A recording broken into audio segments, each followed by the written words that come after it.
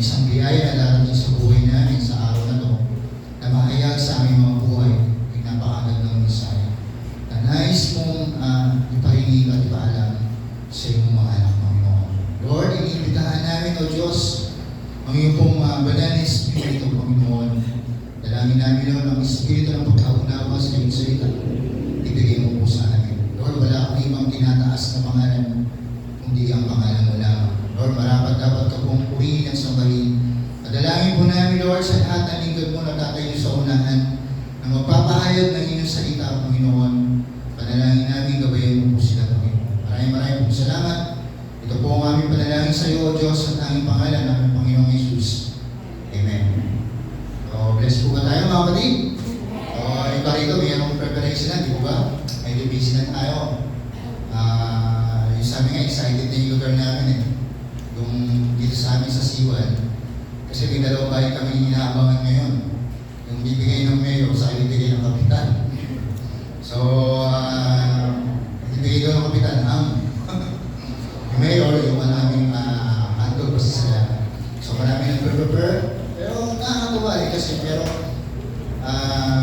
nakita natin yung excitement ng bawat tao na makatanggap ng regalo sa araw na to. Pero dapat po lagi din natin asamin kung ano ba yung ibibigay sa atin ng Panginoon sa araw na to. Ano ba? So ito po yung ating pong topic.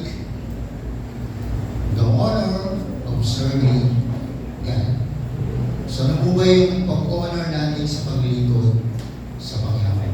Maraming pong tao na yan ang hinahangad nila, paano sila i-honor doon sa mga bagay na ginagawa po nila. For example, sa isang kumpanya, kapag ikaw ay sobrang sipag, ginagawa mo yung dedication mo sa iyong pagtatrabaho, hindi mawawala sa isipan mo na dapat i-recognize ng company o ng boss mo yung mga bagay na ginagawa mo, na hindi ka uma-absent, na kahit may bagyo, mapasok ka, kahit na hindi na binabayaran yung overtime mo, nagtatrabaho ka pa rin, lahat ng ginagawa mo yun for the sake ng company na pinagpapasukan mo. Pero sa ating sa paglilingkod sa Panginoon, paano po ba natin nabibigyan ng glory o isang pagkilala doon sa bagay na ginagawa ng Diyos sa buhay po natin? Nasabi po ng unang Samuel chapter 12 verse 24, subalit matakot kayo kay Yahweh, manatili kayong tapat sa Kanya. Paglilingkuran niyo siya ng buong puso at lagi niyong alalahanin ang mga kabutihang ginawa niya sa inyo. So, long time po na nangusap sa pamamagitan po ng Propeta Samuel, yung Diyos sa mga lingkod niya, kung paano niya pinapaalala dun sa mga Israelites, kung paano naging mabuti ang Diyos kanila sa panahon na sila po ay dumanas ng matinding pagsubok sa buhay po nila. Noong time na slave sila sa Israel, sa Egypto at sa ginawa ng Panginoon, sa pagiging slave, pinalaya sila ng Panginoon, dinala sila sa Promised Land. Pero nung panahon na po sila ay nakaranas na napakagandang buhay, nalimutan na nila yung mga bagay na dapat nilang gawin para sa ating Panginoon. At nung panahon po yun, nangusap po sa kanila ang isang propeta na alalahanin niyo yung mga bagay na ginawa sa inyo ng Panginoon. Alalahanin niyo kung paano naging mabuti ang Diyos sa inyo sa mga panahon na kayo ay dumanas sa matinding pagsubok sa inyong buhay. So, ibig sabihin ng tao talaga, nature ng tao kapag siya ay buhay, nasa magandang kalagayan ng kanyang buhay, nalilimutan niya yung mga bagay na ginawa sa kanya ng Panginoon. At kadalasan, nawawala na yung kanyang pananaw sa bagay na ginawa po sa kanya. Normal naman po yan, di po ba? Minsan ang tao napakadali po talaga makalimot. Kaya mo po ba? Diba? Minsan may mga salita nga po tayo minsan naririnig. Lagi nila sinasabi, wala kang utang na loob. Diba? Ibig sabihin, yung mga bagay na ginawa sa'yo, madali mo makalimutan. At yung isa yung mga pabor na ibinigay sa'yo, hindi mo agad, nalilimutan mo na agad sa mga bagay lamang na nararanasan mo. Pero sinabi ng ating Panginoon, huwag niyong kalilimutan yung ginawa ng Diyos sa inyo. Huwag niyong makakalimutan yung mga bagay kung paano kayo iningatan at linay ng Panginoon mula sa pagiging slave at sa pagiging isang malaya. Kaya Sabi ko, tayo po, mahilig tayo magpahalag eh. Diba? Lalo na yung mga traditional, yung mga kultura. Isang talagang pinapahalagahan natin yan. Kaya nga kung pupunta ka sa mga lugar na mga remote area, lagi nilang inaadap yung mga ganong kultura. Kasi gano'n nila pinapapahalagahan. Yung mga bagay na alam nilang mabuti para po sa kanya. Pero sinabi ng ating Panginoon, huwag daw natin kalimutan. Sabi ng Panginoon sa mga Israelita, matawag kayo kay Yahweh, manatili kayong tapat sa Kanya, paglingkod niya siya, ng buong puso at lagi niyong alalahanin yung mga buti ang ginawa niya sa inyo. Meron po ang 4 na points na ibibigay po sa inyo. Ang una po is, the privilege of being chosen by God to serve. Karangalan, ang paglingkod, pinapakita na ang paglilingkod ay hindi lamang tungkulin, kundi isang bagay na dapat ipagpasalamat at ipagmalaki. Diba? So para sa atin, tayo mga mananampalataya, gaano ba tayo na-alive? Every time na nararamdaman natin na tayo ay pinili ng Panginoon. Para ba sa atin isang blessing o isang malaking biyaya na tayo po ay ginagamit ng Panginoon ngayon? O isang bagay lamang na parang hindi natin na-enjoy? Diba? Para sa atin ang paglilingkod sa Panginoon ay isang sacrifice. Totoo ba? Sacrifice. Pero dapat sa kabila ng sacrifice na naranasan natin, lagi nating pinapasalamatan sa Panginoon. Lord, salamat po kasi naglingkod ako sa iyo. Diba? Salamat kasi among people, ako yung pinili mo para maglingkod sa iyo. Dahil napakarami pong tao sa mundo na to na walang pagkakataon para maglingkod sa Diyos. Diba? Kasi bakit po wala po silang panahon? Yung oras nila limited. At wala silang, ay hindi alam kung paano yung pamaraan na gagawin na para paglingkuran ang ating Panginoon. Pero dapat po tayo po para isa sa mga, para ma-honor natin yung goodness ng Panginoon po sa buhay natin, dapat po eh, lagi natin tinitingnan nasa privilege na maglingkod sa Panginoon. Diba? Ano ba? Amen. Ngayon, Lord, salamat. Minsan para napakadali nating baliwalain. Minsan yung mga nakakalungkot kasi yung mga tao na ang paglilingkod nila sa Panginoon eh by season, by time. Sa panahon na gusto nila maglilingkod sila. Sa panahon na gusto nila itong gagawin nila, gagawin nila. Kapag ayaw na nila, ayaw nila. Mayroong barunod din silang binibigay sa paglilingkod sa Panginoon. Hindi nila nakikita yung bigaya na binigay ng Panginoon. Na ikaw ay binigyan ng pribilego ng maglingkod sa Kanya. Sabi po ng John chapter 15 verse 16, hindi kayo ang pumili sa akin. So sino nagsasalita nito? Si Jesus Christ. Hindi kayo ang pumili sa akin, ako ang pumili sa inyo. Hinila ko kayo upang kayo'y humayo at mabunga at manatili ang inyong bunga. Sa gayon, anumang hinihiling nyo sa Ama, sa aking pangalan, ay bibigay ko sa inyo. So, katulad na sinabi ko po kanina, isang pribilege na tayo pinili ng ating Panginoon. At dahil tayo pinili ng Panginoon, dapat po tayo ay nangungulo. Minsan kahapon nag-Bible study kami doon sa Morong, ang topic namin, sa bunga na ikilala, sa Matthew. At may isang matanda po doon na sinabi niya, Pastor, ano ba akong umunga? Paano ko ba yung mapapakita yung bunga ko? Bilang nakakilala sa Panginoon. Nakakatawa kasi kung siguro kilala niyo naman yung si Nanay Silga. Yung bukod kay Nanay Conching, yung pinakamatanda doon sa Morong. So makita mo sa kanya yung kapag nagba-Bible study kami at meron kami Sunday service, makita mo sa kanya yung attention niya na lagi niyang ninanamnam yung mensahe na narinig niya doon sa pulpit o doon sa mga man of God o mga lingkod ng Panginoon na nag-aayag ng salita ng Panginoon at makikita mo na talagang ninanamnam niya. At ang sabi niya, Pastor, natutuwa po ako kasi bakit? Kasi naipapakita ko po yung bunga ko. Dahil nung araw po nung ako po hindi pa nakakilala sa Panginoon, pagtitinda po namin ang pichi-pichi, doon na kami yung mga kasama ko, nagiinuman na. Sabi ko, ilan taong po kayo noon? Ngayon lang taon. Nagiinuman na kami, nagiinuman daw sila. So sabi niya, pero ngayon, tataka na sila sa Bakit? Bakit po? Hindi na ako sumasama sa kanila mag-inom. So, ibig sabihin is, dahil nakikita niya na siya pinili ng Diyos at tinawag ng Panginoon, meron kailangan maging bunga na ipapakita niya o i-represent niya na ako ay isang nakakilala sa Panginoon, na ako ay binago ng Panginoon, na ako ay naglilingkod sa Panginoon, at yung ginagawa kong ito'y papapahayag na mayroong bagay na nais ayusin ng Diyos sa akin. Diba? So isang bagay po pala na pwede natin bigyan ng honor yung ating Panginoon kung tayo po ay magiging tapat sa pagtawag sa atin ng ating Panginoon. Kung tayo po ay magiging tapat sa lahat ng bagay na kung saan tayo dinadala ng ating Panginoong Hesus. Kaya sabi niya, hindi naman tayo pumili. Kasi kung tayo po ay pipiliin, kung tayo po ay magpumili na lumapit sa Panginoon, hindi po tayo karapat-dapat. Dahil kung titignan po natin yung panuntunan ng ating Diyos, sa panuntunan ng tao, napakalayo po natin sa harapan ng ating Panginoon. Pero ang lahat ng bagay yun ay kinalimutan ng Diyos. Kasi bakit po? Kasi naniniwala sa bawat sa atin. Ay po ba? Naniniwala ang Panginoon at confidence sa iyo ang Panginoon. Na kung ikaw ay tatawagin niya. Para saan? Yung paghalo.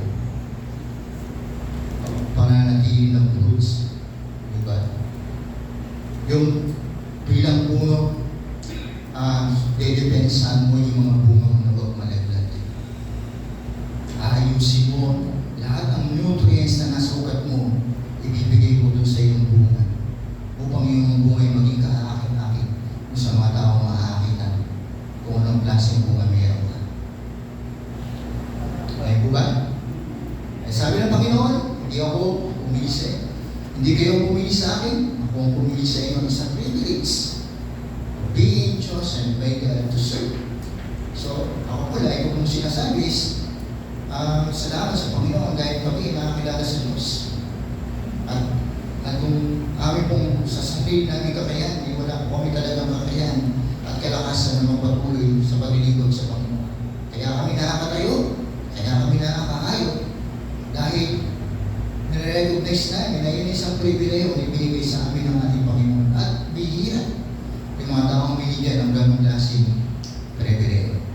Tuloy po natin. Sa po ng unang Peter chapter 2 verse 9, ngunit kayo isang lahing pinili, mga maharlikang pari, isang bansang hinirang, bayang pag-aari ng Diyos, pinili upang magpahayag na mga kahangahang ginawa niya.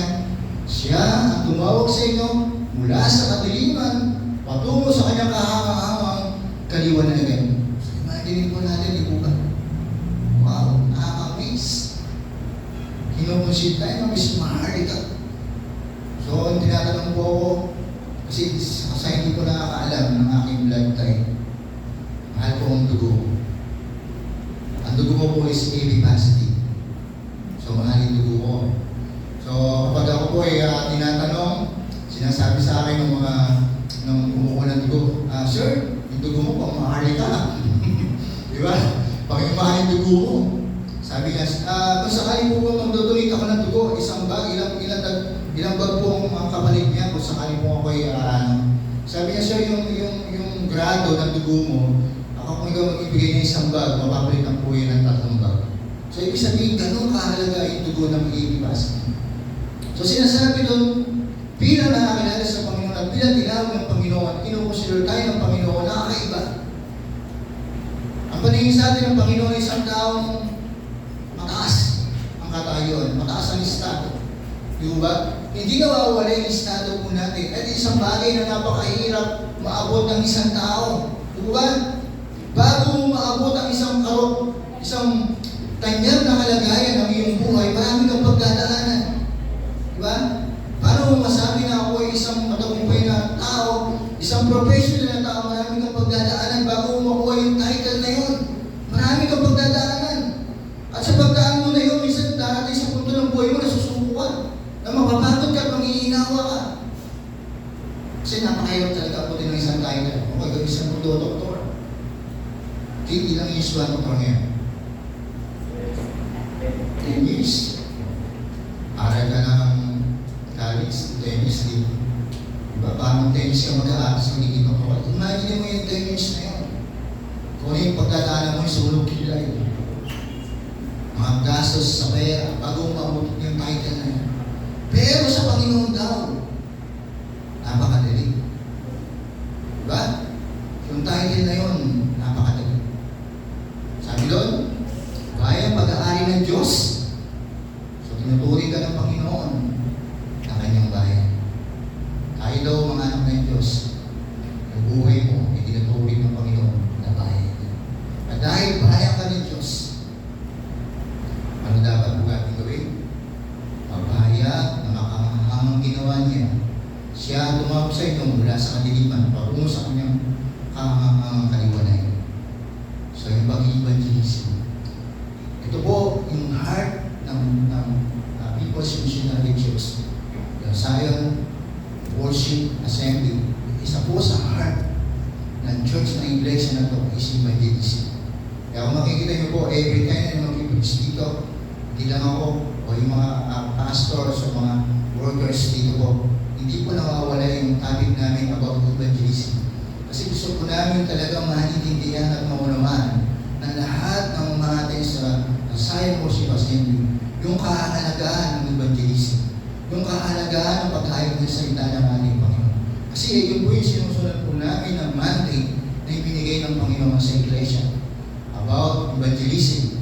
Kaya lagi po namin talagang ini-exercise po yung evangelism.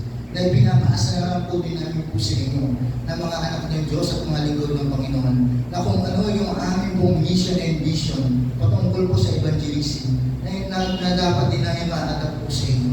Kaya lagi po sinasabi ng ating Panginoon is kasi nangungusap po ang Panginoon na sa church, hindi po individual. Sa church, kinakausap po tayo ng Panginoon patungkol po sa panahon po natin ngayon na napakahalaga po talaga ng evangelism o yung pagpapakapit ng pagkapahayag ng salita ng ating Panginoon. Kaya natutuwa po ako every Wednesday, dami namin. Ikaw mo yung mga bata na mga murang ito nila, pero andun sa kanila, bagamat hindi pa sila ganun seryoso, pero ano rin yung kanilang panahon na makinig ng salita ng ating Panginoon. At natuturuan po yung mga bago po natin member kung paano po magkaroon ng pagpapahalaga sa kaluluwa ng isang tao. Kaya nakakatuwa po yung bagay na yun. Number 2, serving God with a humble heart. Paglingkod sa Panginoon na mayroong papakumbaba puso.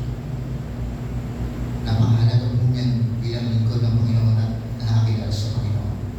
Dahil hindi mo po makikita yung sarili mo sa katayuan ng Panginoon kung hindi natin pahihinalin yung humble heart. Yung pagiging humble sa Panginoon.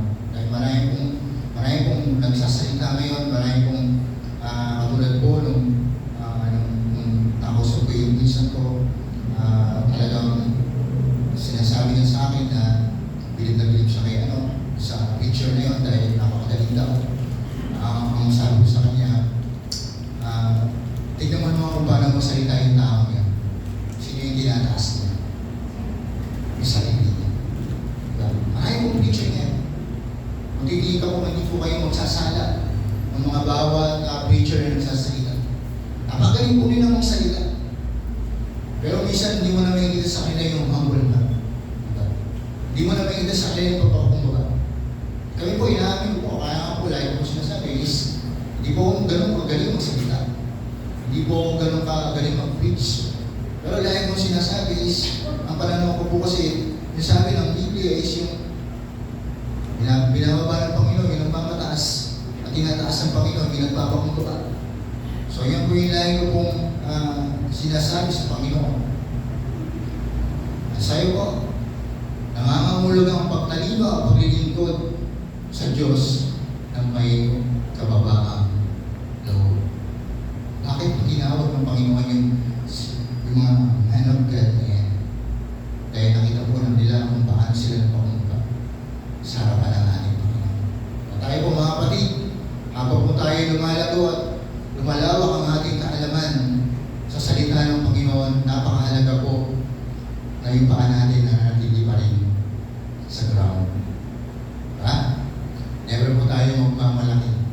Kahit na sinasabi natin na marami na tayong posisyonan ng Word of God. Marami na tayong napupuntahan ng bawat bahay. Kung natin paigiranin yung bagay na papasok minsan sa ating kaisipan na save na ako.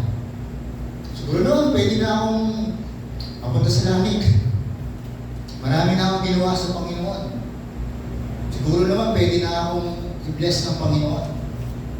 Lord, siguro naman, minsan ginagamit natin dahilan din minsan yun para i-bless ka ng Panginoon. Lord, nagpipray ako sa iyo, siguro ibibigay mo naman kasi naglilingkod naman ako sa iyo. Sandalin yung ating pananaw dahil may ginagawa tayong something favor para sa Panginoon. At parang tinuturuan natin yung Panginoon na i-bless tayo. Parang tinuturuan natin na bigay mo yung prayer ko kasi naglilingkod ako. Umaatin ako ng Bible study. Every Sunday, andun ako. Hindi ako nalilate sa church. Kaya dapat lang naibigay mo yung panalangin ko ngayong season. Lahat tayo may mga personal things na pinag-pray sa Panginoon. Maging financial man yan, maging kakalusugan man, o maging kalakasan man yan, lahat tayo may pinapanalangin sa Panginoon. At kung minsan doon tayo nagagaya ng demonyo, mga kapatid, kaya dapat nagiging aware tayo. Sa paglapit natin sa ating Panginoon, maging aware din po tayo. Ano yung motibo na yung pinadalangin natin sa ating Panginoon? Ano yung nais natin ilapit sa Panginoon? At kung minsan kung hindi nabibigay yung bagay na yun, nagtatakbo sa Diyos, tumatalikod sa kanilang pananampalataya, at sinasabi nila na, hindi na ako maglilingkod sa iyo, hindi na ako sisimba sa iyo. Kasi yung prayer ko hindi mo binibigay. Napakahabang panahon na. Yung panalangin mo sa iyo, example po yung time po na ito yung pinaka-memorable po sa akin. Imagine niyo po yung nangyari po doon sa family ko, yung mother ko, umalis sa amin, ang ibang bahay. At noong time na yun, nanalangin ako sa Panginoon, at sabi ko, Lord, magpipray ako sa iyo na darating yung panahon, nahihipuin mo yung mother ko, na muli mo uwi sa amin. After 10 years na pananalangin ko sa Panginoon, 10 years ako nananalangin sa Panginoon, pero patuloy pa ako nananalangin. Bagamat nag-disguise na ako, sabi ko, parang walang pagbabago. Parang yung tatay ko hindi pa rin nag-desisyon na umuwi sa kanyang pamilya, para i-restore, buhay ng kanyang pamilya. Sabi ko, Lord, pero hindi ako titigil sa pananalangin sa Panginoon. After 10 years, umuwi yung tatay ko sa amin. Kung tayo po ay mababaw ang ating pananaw pagdating sa pananalangin, at sa ating pong katayuan sa ating Panginoon, yung 10 years na yun, makakaranas ka ng pangihinawa, makakaranas ka ng pagod. Pero lalo ko sinabi ko, Lord, nananalangin pa rin ako sa iyo. After 10 years, umuwi yung father ko sa akin. At napakaganda lang nangyayari. Kasi yung nanay ko, imagine mo, 10 years kang iniwan ng pamilya mo, normally, mangyayari kapag uwi mo ng bahay, hindi ka tatanggapin. Kasi hindi ginawa ang kasalanan, ayun yung consequence. Di ba? Ako ba? Huwag yung asawa mo, nakaliwa. Matagal na pa rin, hindi umuwi. At umuwi ng bahay, tatanggapin mo ba kayo? Sipahin mo. Bumalik ka sa kapit mo. Di ba? Sipahin mo. Pero yung nanay ko, open arms. At yung mga kapatid ko, ngayon, yung kasiguruhan ng kanila. Kaya sabi ko is, minsan, dinadrive tayo ng Panginoon sa long term. Diba? Pero ang question is, magkakatuloy po pala. Serving God, itakang mo lang. Sa ating paglilingkod sa Panginoon, mararanasan natin discouragement, frustration. Pero ang tanong is, pananatili pa ba natin yung pagiging mababang puso po natin para sa Diyos? Sabi po na Micah chapter 6 verse 8, itunuro niya sa iyo kung ano ang mabuti. Ito ang nais ni Yahweh, maging makatarungan ka sa lahat ng bagay. Patuloy mo mahalin ang iyong kapwa at buong papakumbabang sumunod ka sa iyong Diyos. Sabi ng Micah, tinuro sa atin ng Panginoon kung ano yung mabuti. Tinuro ng Panginoon sa atin ang lahat ng bagay. sa lahat ng bagay. Patuloy natin mahalin ang iyong ako. So kung di natin po tayo, wala po tayong papakungbong puso, ano nga ang mahalin ng isang tao na hindi naman karapat-dapat mahalin. Pero magagawa mo yan kung ang puso mo ay napapakumbang sa Panginoon. Kaya mo bumahalin ng isang tao may pride ka? Diba hindi? Anong gagawin mo? Laging minelevel yung sarili mo, lagpasan. Diba? Hindi mo siya abutin one top o one ground. Dahil ka mataas sa kanya. Kasi may pride ka. Hindi mo aabutin isang tao, lalo na yung nasa kadiliman kung may pride ka. Pero, sinasabi, isa sa paano natin yung kung ano yung paglilingkod natin sa Panginoon. Isang kwalifikasyon kaya mo yung makakangkul ka. Handa kang sumunod sa kadadaling ng Panginoon. Handa kang pakumbaga. Kahit alam mo, wala ka namang ginagawa sa pero nagpapakumbaga ka sa Panginoon. Isa yun na kung saan ino-honor mo yung Diyos sa buhay mo. Kasi hindi ang Diyos, hindi ikaw yun. Hindi ikaw yun, mga kapatid. Hindi ikaw yun. Diba? Mayroon pa kung diba? Mayroon na kayo yung laway ba? O yung pride. Madali na kayo yung laway, pero yung pride, napakali nga. Maraming mga stress na gagawin sa sarili mo para na magawa mo yan. Maraming kang susunugin sa sarili mo para mawala yan. At yung mga bagay na proseso na yun, napakahirap mo. Pero, kapag inaano mo, Lord, ikaw ito. Ito yung will mo. Gagawin ko para sa'yo. Isang bagay yun na kung saan ino-honor mo talaga ang Diyos sa buhay. Sabi po ng Filipos, chapter 2, verse 3 and 4, huwag kayong gumawa ng anumang dahil sa sariling layunin o pagyayabang. Sa halip, bilang tanda ng pagpakumbaba, turo niyong higit ang iba kaysa sa inyong sarili. Doon muna lang. Diba? Bababa mo ang sarili mo para sa iba. Mahirap po yun. Matalaga na sinabi ko kanina. Mahirap po. Pero po yung bagay na kung wala ang Diyos sa'yo, yung gawin. Nandun ko sa estado. Diba? Sa edukasyon na lang, ahit ka sa kanya. Sa ability, ahit ka sa kanya. Yung taong grasa, di ba?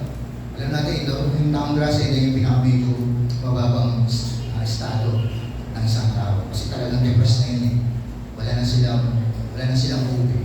Kumbaga, talagang hopeless na sila. Yung taong gano'n. Natuwa po kasi nung one time po na ako po ay papunta ng Katipunan. Nalungkot ako at natuwa. Pinakita po ako mga foreigner, mga Amerikana. Ang ginagawa ko nila, ginagado nila yung mga street children doon sa may lalim ng Katipunan. Ang ginagawa nila, pinaliliguan niya yung mga bata. Pinaliliguan niya yung mga bata sa pinapakain nila. At yung isang foreigner po na bata, na mayroong bata, niyayakap niya yung batang napakadumi. Niyayakap niya. Ang sabi ko, nalungkot ako, sabi ko, hindi bang lahi pa yung gumagawa ng bagay na yun para abutin yung isang Pilipino na nasa depressed na malagay. Tinitingnan lang siya ng mga tao na dumadaan. Pero nakakalungkot kasi yung minsan yung mga tao na nangailangan na nagkakaroon pa ng burden, yung mga tao hindi naman natin kalahari o kapito. Pero yung tayo po, hindi na ginagawa ng ibang mga Pilipino sa kapwa nila Pilipino. So nakakalungkot yung buka. Pero ginagawa nila yung biro mo, hindi mo kalahari. Sabihin natin mabaho, oo talaga. Kasi mga tao na nakatira sa atin, mga bata, ano yan? Isa yung mga sipo nila, nakakalayo kami. Ikaw, foreigner ka, diba? Ang kinis mo, daya kami mo yun. Gagawin mo kasi. Ayun yung si Kristo. Kaya huwag kang gumawa ng anumang dahil sa pansariling layunin lang. Ginagawa na yun dahil si Lord ang nagpapagawa sa kanila. Hindi sa pagyayabang ginagawa nila yun. Kasi gusto nila ipadama na kahit sila ay mayamang bansa, kaya nila magpakumbaba para i-reach out lamang yung mga tao na nangangailangan. Pero dapat po din po tayo maging isang awakening sa atin. Maging eye-open natin po sa atin na gano'n na hindi ka natin kailangan gawin yun. Kundi yung mga kapitbahay lamang natin o kaibigan natin na hindi pa natin nakasama sa gawain ng Panginoon, na hindi pa nakakarinig ng salita ng Panginoon, na meron naman pagkakataon para maayos sa kanila yung salita ng Diyos. Huwag na natin patagalin na. I-share na po natin. Or, pag malasakitan ninyo ang kapakanan ng iba at hindi lamang ang inyong mga sarili. Diba? So, nakakatuwa nga po kasi yung dumadami ng po tayo. Diba? Marami na tayong mga bagong mga gawain ngayon. Kaya kasi ako ay sa Rose, prepare ka na. Kasi pag lumago na ang wrong, ito ka na. Ba't kasi bago ka na mo? Diba? Number 3, eternal rewards of faithful service. Eternal rewards of faithful service. Lahat tayo nag-aakit ng ganyan. Ano ba? Siyempre, lahat naman tayo gusto ng reward. Diba? Small things yung gawin natin, i-expect tayo ng rewards. At ay tumutukoy sa walang hanggang gantimpala na ibinibigay ng Diyos sa mga taong tapat na naglilingkod sa Kanya. So, yun naman pala. Mayroong reward. Diba? Sa kabila ng ginagawa natin, mayroong reward. Hindi hayaan ng Panginoon na bago mabahiwan. Sabi nga sa Corinthians, your labor in the Lord is not in vain. Ang lahat ng ginawang pagpapagal para sa Panginoon ay hindi masasayang. So, isang promise na yun ng ating Panginoon sa atin. At dapat tayo mapatuloy sa ating paglilingkod na ginagawa sa ating Diyos. Isaya mo ng Mateo chapter 25:21, sinabi sa kanya ng Panginoon, magaling, tapat at mabuting lingkod, halika, samahan mo ko sa aking kagalakan. Naging tapat ka sa kakunting halaga, kaya gagawin kitang tagapagmana ng malaking halaga. Tingnan natin kung gaano ka-faithful ang Panginoon doon sa reward na ibibigay niya. Kundi mong maliit na bagay, i-recognize niya as a reward para sa'yo. Kung tayo pala ay nabigay lang ng trucks, mga ba, may dumaan na nabigay ng trucks, may reward na pala agad yun. Diba? Imagine mo agad na hindi lang simple. Sabi nga yan, magbigay ka nga lang ng isang basong tubig sa iyong kapatid. Ay may reward. Tubig pa lang yun, kapatid. Normal naman talaga yun pag pinakuhaw. Paiinumin mo. Pero ibig sabihin, i-recognize ng Diyos yung bagay na gagawin mo para sa kanyang lingkod. Iniwanan mo ba sa verse na yun, di ba? Bigay ka nga lang ng isang basong tubig sa iyong kapatid, kayo may reward. Kaya ba, kung kaluluwa, ang dadalhin mo sa Diyos, sa pangalan ng Panginoon, kung kaluluwa, kung magdadala ka ng sandaang kaluluwa, baka yung pinakuroon mo, sandaan din. Hindi mo alam paano mo ilalagay na. Diba? So, ibig sabihin, gano'ng kabuti ang Diyos sa atin. Hindi niya babaliwalain yung lahat ng bagay na ginawa natin. Napakaganasan, magaling, tapat, at mabuting lingkod. Halika, samahan mo ako sa aking kadalahan. So, every time na tayo gumagawa ng favor para sa Panginoon, imagine mo sinabi nun, kagalakan. Kung ginawa natin favor para sa Panginoon, kagalakan ang ating sa ating Panginoon. Naging tapat ka sa kaunting halaga, kaya gagawin kitang tagapagmana ang malaking halaga. Ang question is, di paano kung hindi tayo dapat sa maliit na bagay? Paano tayo bibigyan ng malaking halaga? Hindi naman tayo dapat sa maliit na bagay. Kung hindi natin na-prioritize ang Panginoon. Sabi ko lang, pangalawang Timoteo, chapter 4, verses 7 and 8, pinabuti ko ay ipaglaban, natapos ko na ang dapat mong takbuhin at nanatili akong tapat sa pananampalataya. 8, kaya naghihintay sa akin ang koronang gantimpala para sa mga namuhay ayon sa kalooban ng Diyos. Sa araw na yon, ang Panginoon na siyang pakatarong ko ang siyang magpuputong sa akin ng korona. Hindi lamang sa akin, kundi sa lahat ng nananabik sa kanyang pagbabalik. So, kita po natin kung ano po yung napagtagumpayan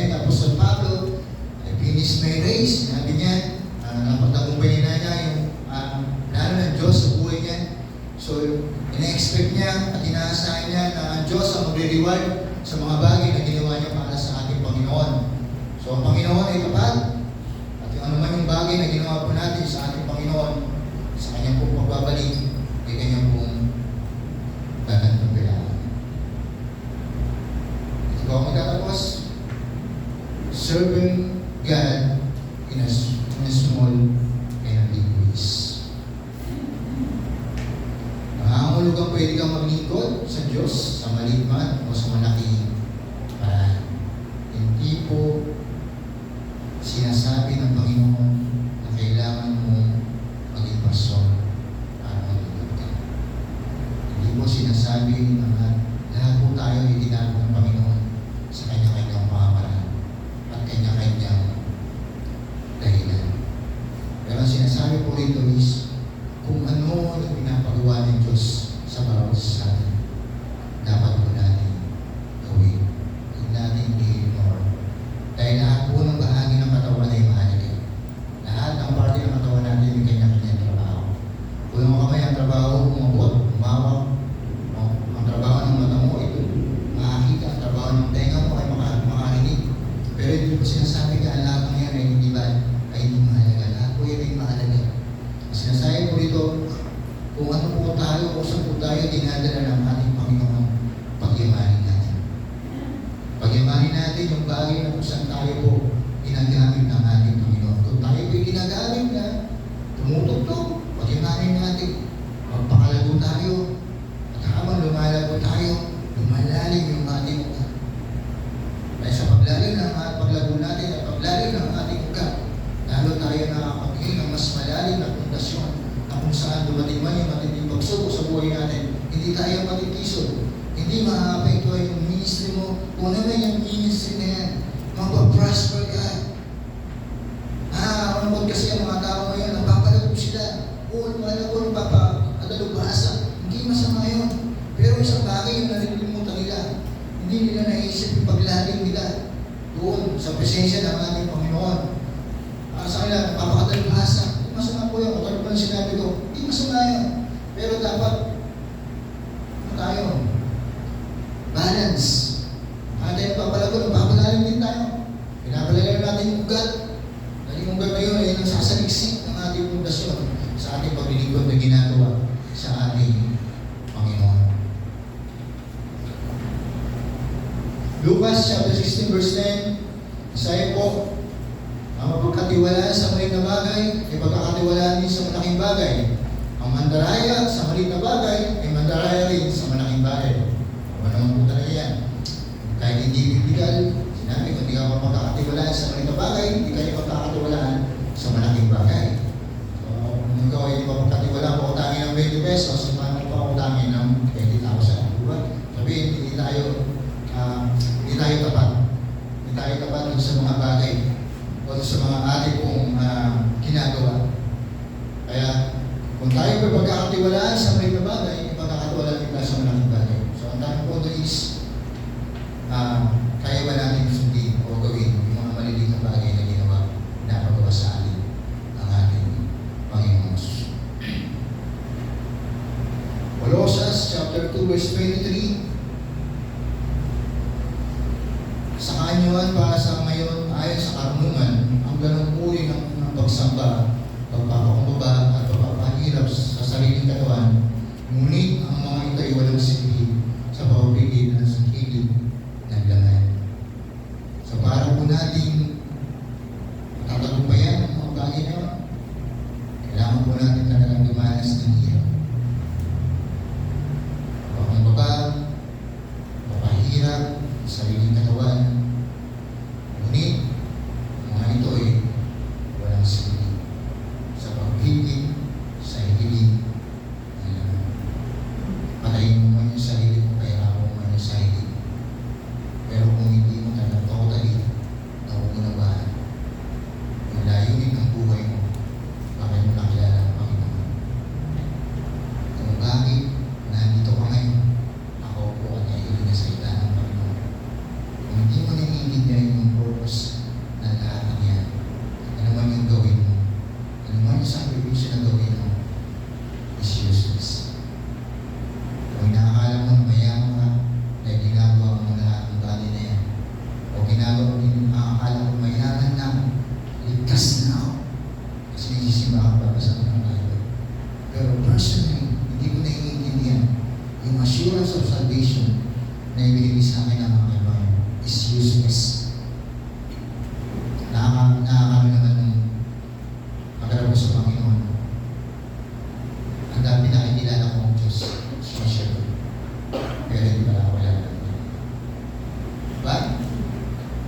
huwag naman po yung ganun. Akala mo, may pwesto ka. May pwesto na pala. Akala ko may pwesto na ako sa langit. Pero yun, hindi pala totoo. Kasi yung personally, hindi ko nangintindihan, hindi ko naunawaan yung tinanggap ko sa Panginoon. Kaya napakalaga po sa araw-araw, lagi natin sinasalisigin naman ng ating mga puso. Na tayo po ay sasalisigin natin ang ating puso, Lord, tinanggap na kita. Kasi kung talagang tinanggap kita, may response. Hindi gagawin. Diba? May response. Kasi kapag nag-decision ka, mayroong action. Yung application, nandun. Pero kung so many years na nakilala ko ang Panginoon, pero standard pa rin ako, andun pa rin ako. Parang, yun lang, may problema. Baka hindi ayos talaga yung pagkakaintindi natin pag sa salvation na tinanggap natin sa Panginoon. Kasi once na nag-decision ka, meron kang action na gagawin sa buhay mo. The honor of serving God, meron po yung apat, the privilege of being chosen by God to serve. Number 2, serving God with a humble heart. Number 3, eternal rewards of faithful service. And lastly, serving God in a small and in big ways. God bless po. God bless po sa inyo. Samahan niyo po ako sa isang panalangin. Hallelujah, Panginoon. Pinupuri ka namin, pinapasalamatan ka namin, Panginoon. Lord, isa pong pribileo para po sa amin, Panginoon, na tawagin mo at maglipat po sa iyo, Panginoon. Lord, alam namin na ang purpose ng aming buhay is to honor you, Panginoon. Dahil hindi kami ang pumili sa iyo, ikaw ang pumili po sa amin. At sa pagpili mo po sa amin, Panginoon, hindi ka po nagkamali. Kahit minsan hindi ka po nagkamali, Panginoon. Lahat ng desisyon mo ay tapat at tama para po sa amin, Panginoon. Pero Lord, ang problema po ay nasa sa amin, Panginoon. Kung kami mga Panginoon ay naguguluhan, hindi namin maintindihan, o nalilito, Panginoon, doon sa pagkakatawag mo at pagkakapili mo po sa amin na maging isang mabuting lingkod mo, Panginoon. Kaya amin po, Panginoon, nilalaman po sa iyo. Lord, saliksikin mo ang laman ng aming mga puso. Tuloy mo kaming saliksikin, Panginoon. Nakita po namin kung ano yung kalagayan namin sa harapan mo. Kung namin, Lord, patuloy mo kaming bibigyan ng grasya, Panginoon. Kung kami lamang ay magdidesisyon, Panginoon, na ayusin, tatating, patibayin, Panginoon, yung aming pong relasyon sa iyo, Panginoon. Nakikita po namin na we are blessed na kami mamahalan. Dahil kami, Panginoon, ay mga anak mo, Panginoon. At dahil kami mga anak mo, Panginoon, may isang bagay kami dapat gawin. Kundi ipahayag, Panginoon. Sa bawat nilalang, sa bawat may buhay, Panginoon, ang mensahe na nais mo, Panginoon. Dahil iyo po, Panginoon, yung puso mo, Panginoon, yung puso ng iyong iglesia, Panginoon, na kung saan, Panginoon, ang puting ng mga taong wala pang pagkakilala po sa iyo, Panginoon. At salamat, Lord, dahil naagi kami, Panginoon, ang kawan na yun. Lord, tulungan mo kami, O Diyos, na kami, Panginoon, sa paglakad natin sa iyo, Panginoon. Sa amin pong paglilingkod na ginagawa sa iyo, O Diyos, tuloy mo kami pagpalain, Panginoon. Tuloy mo kami bigyan ng pag-ibig, Panginoon. Tuloy mo kami bigyan ng tapang, Panginoon.